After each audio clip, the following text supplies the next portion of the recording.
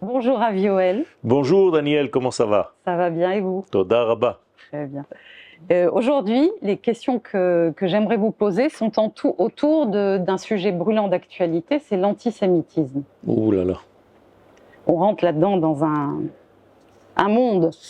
Selon la Torah et la Kabbalah, quelles sont les raisons spirituelles pour lesquelles le peuple juif est encore aujourd'hui en permanence la cible de l'antisémitisme des nations? Alors, puisqu'on parle de Kabbalah, on va essayer de traiter la question à la source. Antisémitisme, c'est anti-Shem. Shem n'est pas seulement le prénom d'un enfant qui était dans la Bible, le fils de Noach.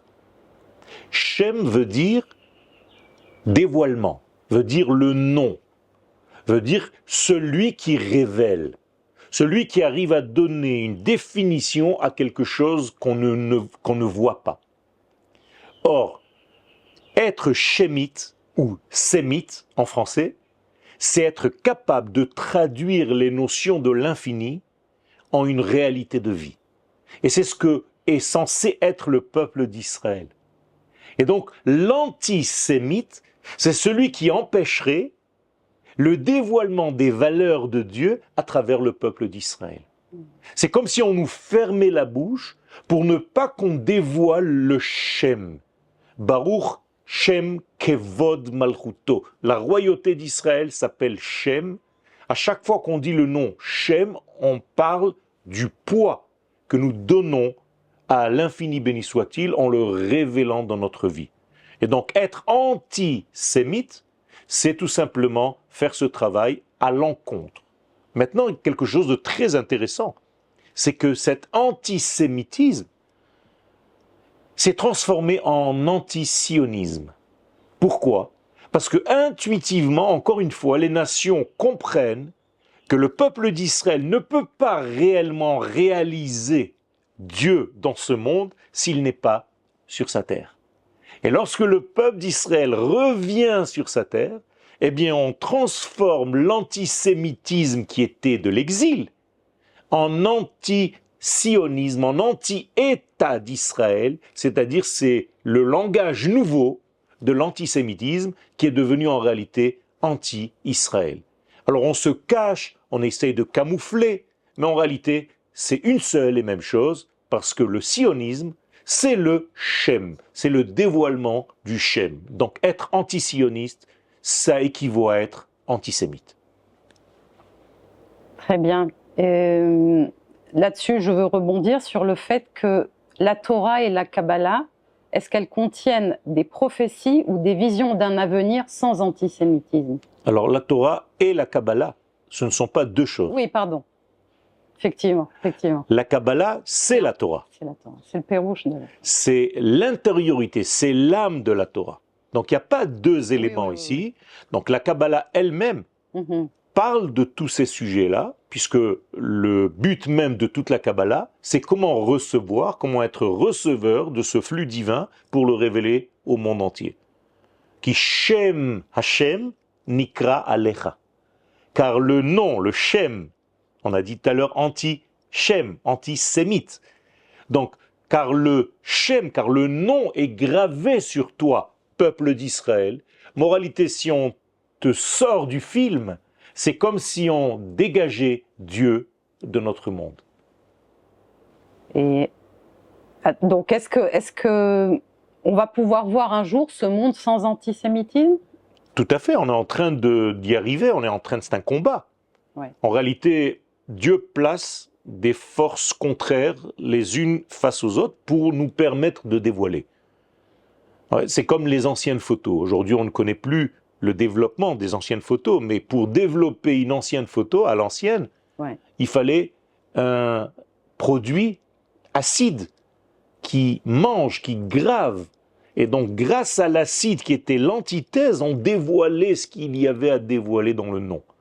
Eh bien, notre antithèse, c'est l'anti-Shem. Nous sommes le Shem et il y a l'antisémite. Et lorsque nous savons notre rôle, lorsque nous programmons nos vies autour de ce rôle, c'est-à-dire du dévoilement, eh bien, je fais tout pour être le révélateur le plus fidèle, sans mentir, de ce nom justement. Et donc tous ceux qui viennent contre, c'est quelque part des leurs. Ils n'existent pas réellement. Ah oui.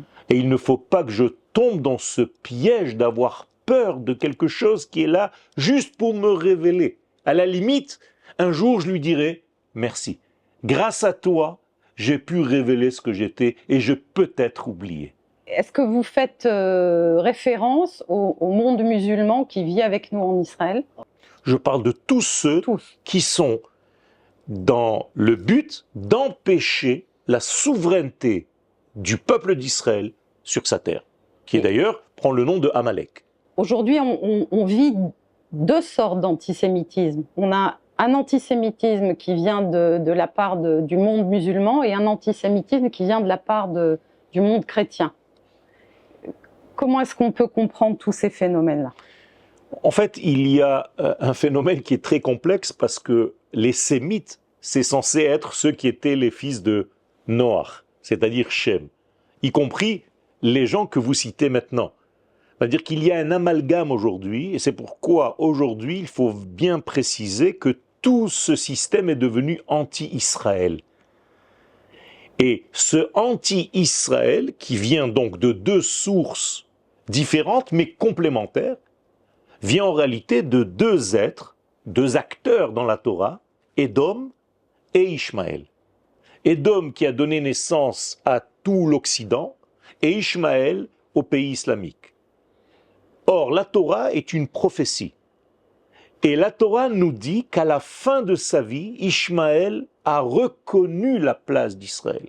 Et moi, je vois en cela un optimisme qui est en train de se réaliser, puisque nous sommes en train de faire, s'il n'y avait pas la guerre qui avait un petit peu coupé le système, on est en train de réaliser ces accords d'Abraham avec des pays qui sont à la base musulmans, mais qui arrivent à reconnaître la souveraineté d'Israël et son importance dans le monde. C'est-à-dire qu'on est véritablement à la fin de l'histoire. L'Occident, lui aussi, joue un jeu en utilisant Ishmaël, donc les musulmans, pour frapper Israël. Et là aussi, il va falloir faire un travail, un nettoyage.